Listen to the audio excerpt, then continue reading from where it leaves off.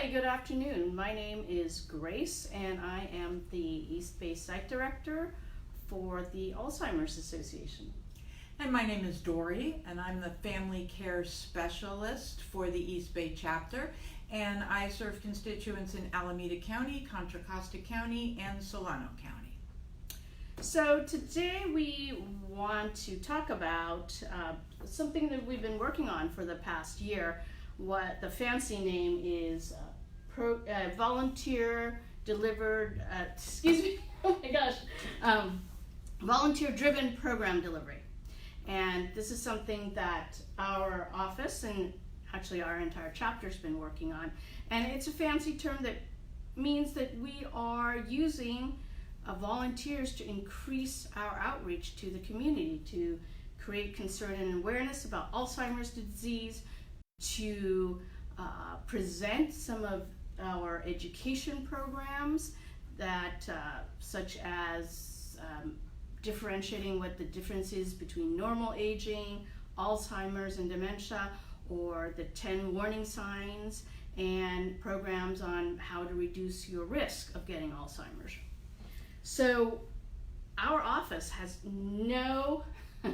we have lots and lots of demand, and really it's just the two of us who in the past have been doing these education programs. And so now we've been recruiting volunteers in those three counties that Dory mentioned, Alameda, Contra Costa, and Solano counties, to expand our outreach. So we do presentations, our volunteers do presentations at churches, at professional organizations, at corporations. We do presentations at Kaiser hospitals in all three counties, UC Berkeley, Faith-based organizations, Rotaries, senior centers, So, assisted living residences. And so Dory is going to talk a little bit more about the type of what we're looking for in volunteers and the kind of training we provide for them. So our volunteers deliver a core set of programs that we have. These utilize PowerPoint and interactive visual presentations.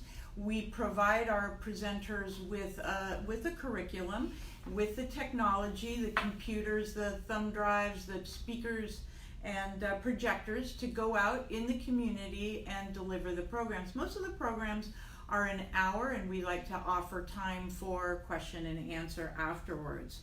So we're looking for someone who can really follow this established curriculum and also utilize their own contacts in the community to even increase our outreach to different organizations as well. So we provide very thorough training. I can do training here at our office, or I can do it out in the community. If I were doing a training in for Solano County volunteers, I would utilize space in that county to provide hands-on training and really make sure that when our volunteers go out, they're well equipped, knowledgeable about the technology to do an effective presentation. So what kind of person are we looking for? Someone who is really good at public speaking. This could be someone who was a teacher. It could be someone who's taken public speaking courses, or who is just naturally good and comfortable getting in front of a group of people. We're looking for someone who really understands adult learning, or we can help train them on concepts of adult learning, how to really work with a group, and how to present the auditory program as well as the visual, and have something hands-on to look at to really reach all styles of learners. We are looking for someone with good verbal and written communication skills, the ability to network in the community, and a person doesn't have to have experience either caring for someone with dementia or even working in the field, but that kind of experience and background can be very, very helpful because they can incorporate their personal experiences into the program. So the programs are set, but we encourage people to kind of add their own flavor, add their own experiences, because that really enhances the program delivery. So what we're asking for in terms of commitment is we do a lot of training, right? So we really are investing time in our volunteers, and we ask for a 1-year commitment minimally. And we would love to see our volunteers do at least one program a month. And when we look at how that can increase outreach sort of exponentially, if we have a really solid group of folks who can go out and present, usually our presentations we ask for a minimum of 15 people. Oftentimes it's many, many more. In some of our big conferences it could be 100 people in the audience, but it's such an amazing way to increase our outreach. I had the good fortune last week of attending the Alzheimer's Association Leadership Conference in Orlando, Florida, and that brought staff and volunteers from all of our chapters all the way across the nation to Orlando to share experiences, to talk about best practices. And what was so amazing is of that 1,400 attendees, half of those were volunteers. And it was wonderful to see this amazing group of volunteers who do program work as well as help with our events like our fundraising walk and the longest day events. It was folks who work across those silos as well. One volunteer that traveled with us from this office helps our program department by being what we call a helpline volunteer and answering people's questions and inquiries that come in by telephone. And she also volunteers for our walk event as well. So we are very lucky when we find a volunteer that can help across the different departments and different needs of the Alzheimer's Association. So I'm going to engage in some promotion now. So as you mentioned that not all community educators have to have experience with the disease, but we're very lucky to have a couple, John and Pat, who are both former caregivers, one is a former caregiver, one is a current caregiver, and they are volunteering with us. They'll be presenting at 2 of our conferences. One is going to be in Suisun City called Dementia and Mental Health, and that's on Friday, February 7th, and they are going to be presenting on understanding and responding to dementia-related behaviors.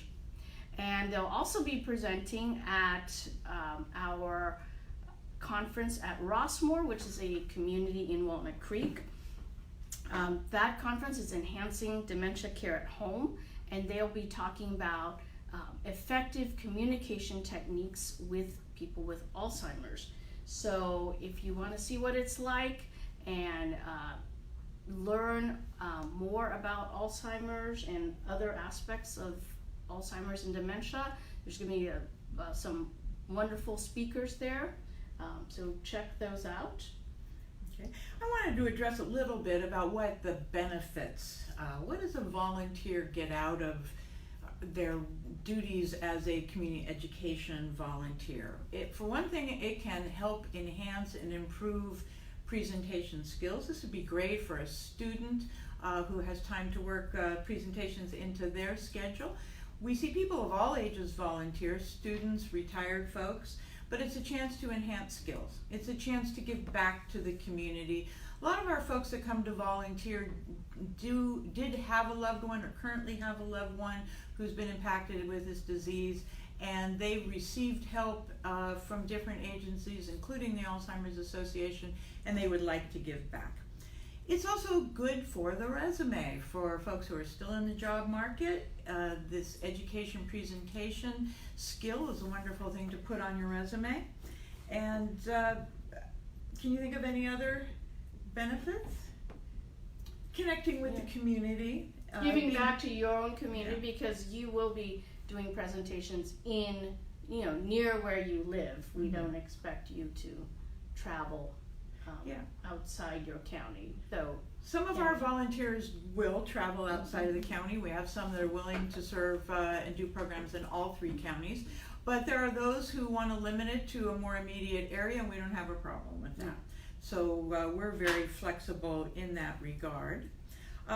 We are also looking for Spanish-speaking volunteers to present to the monolingual community. So if anybody is bilingual, we would love to have you come on board. And we have someone who's really designated to deliver, staff member delivering programs in that community. So if you would like to volunteer, we'll make it really easy. You can call the Lafayette office. The number is 925-284-7942. Ask for Felicia. Felicia is managing the initial contacts, and we'll get the paperwork to you, the original application, and then a staff member will call you to come on in for an interview. Thank you. So that number again? That number again is 925-284-7942. Ask for Felicia.